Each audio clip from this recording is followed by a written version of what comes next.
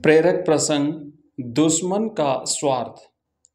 एक पर्वत के समीप बिल में मंदवेश नामक एक बूढ़ा सांप रहता था। अपनी जवानी में वह बड़ा रोबिला सांप था। जब वह लहरा कर चलता तो बिजली सी कौंध जाती थी, पर बुढ़ापा तो बड़े बड़ों का तेज हर लेता है। बुढ़ापे की मार से मंदवेश का शरीर कमजोर पड़ गया था। उसके 20 दंत हिलने लगे थे और फुफकारते हुए दम फूल जाता था।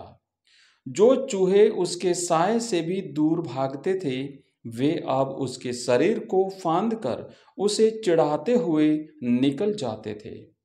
पेट भरने के लिए चूहों के भी लाले पड़ गए थे। मंदवेश इसी उधेड़ बुन में लगा रहता था कि किस प्रकार आराम से भोजन का स्थायी प्रबंध किया जाए। एक दिन उसे एक उपाय सूझा और उसे आजमाने के लिए वह दादूर सरोवर के किनारे जा पहुंचा। दादूर सरोवर में मेंढकों की भरमार थी। वहां उन्हीं का राज था। मंदवेश वहां इधर उधर घूमने लगा। तभी उसे एक पत्थर पर मेंढकों का राजा बैठा नजर आया। मंदवेश ने उसे नमस्कार किया। महाराज की जय हो। मेंढक राज चौंका।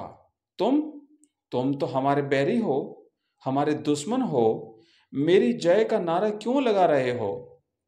मंदवेश विनम्र स्वर में बोला, राजन, वे पुरानी बातें हैं।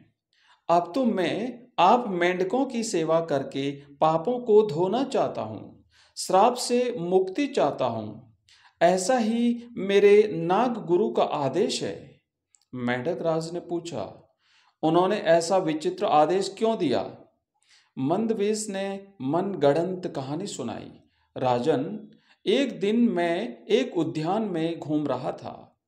वहां कुछ मानव बच्चे खेल रहे थे। गलती से एक बच्चे का पैर मुझ पर पड़ गया और बचाव स्वभाववश मैंने उसे काटा और वह बच्चा मर गया। मुझे सपने में भगवान श्री कृष्ण नजर आए और श्राप दिया कि मैं वर्ष समाप्त होते ही पत्थर का हो जाऊंगा।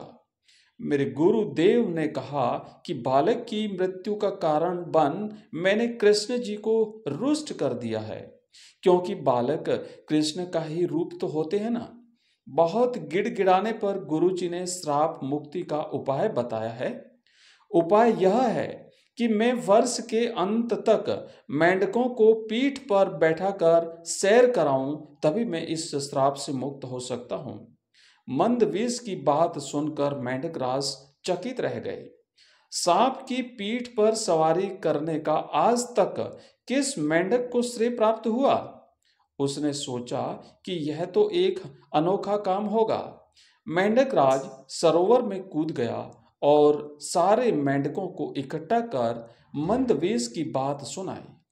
सभी मेंढक भौचक्के रह गए। एक बूढ़ा मेंढक बोला, मेंढक एक सर्प की सवारी करे, यह एक अद्भुत बात होगी। हम लोग संसार में सबसे श्रेष्ठ मेंढक माने जाएंगे। एक सांप की पीठ पर बैठकर सैर करने के लालच ने सभी मेंढकों की अक्ल पर पर्दा डाल दिया था। सभी ने हां में हां मिलाए। मेंढक राज ने बाहर आकर मंदवेश से कहा, सर्प, तुम हमारी सहायता करने के लिए तैयार हैं? तो मेंढक ने कहा, हम तुम्हारी सहायता करने के लिए तैयार हैं।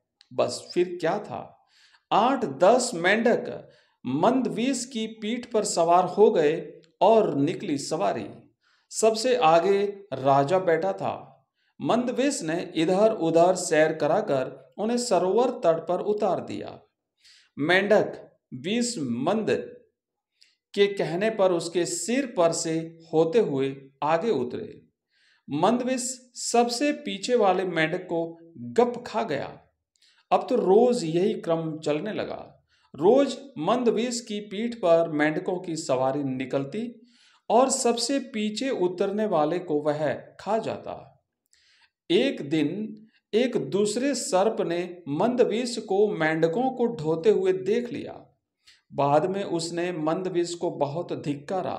अरे, क्यों सर्प जाति की नाक कटवा रहा है? मंदविस ने उत्तर दिया, समय पड़ने पर नीति से काम लेना पड़ता है। अच्छे बुरे का मेरे सामने सवाल नहीं है। कहते हैं कि मुसीबत के समय गधे को भी बाप बनाना पड़े तो बनाओ। मंदविस के दिन मजे से कटने लगे। वह पीछे वाले मेंढक को इस सफाई से खा जाता था कि किसी को पता ही नहीं लगता था। मेंढक अपनी गिनती करना तो जानते नहीं थे, जो गिनती द्वारा माजरा समझ लेते। एक दिन मेंढक राज बोला, मुझे ऐसा लग रहा है कि सरोवर में मेंढक पहले से कम हो गए हैं। पता नहीं क्या बात है।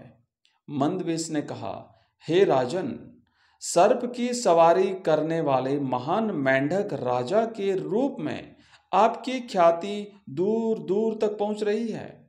यहाँ के बहुत से मेंढक आपका यश फैलाने दूसरे सरोवरों, तलों और झीलों में जा रहे हैं। मेंढक राज की गर्व से छाती फूल गई। अब उसे सरोवर में मेंढकों के कम होने का भी गम नहीं था।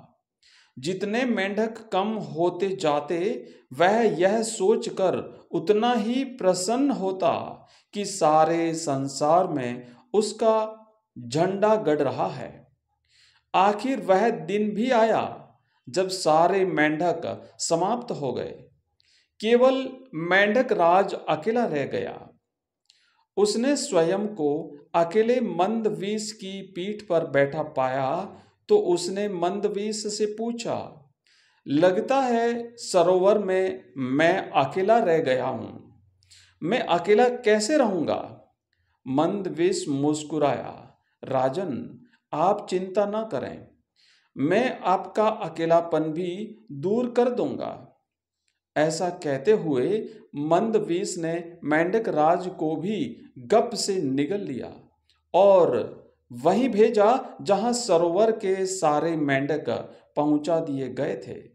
मित्रों, इस कहानी से हमें ये शिक्षा मिलती है कि शत्रु की बातों पर विश्वास करना अपनी मौत को दावत देना है। इसलिए हमें कभी शत्रु की बात पर विश्वास नहीं करना चाहिए। इसी प्रकार की और कहानियों के लिए आप हमारे चैनल को सब्सक्राइब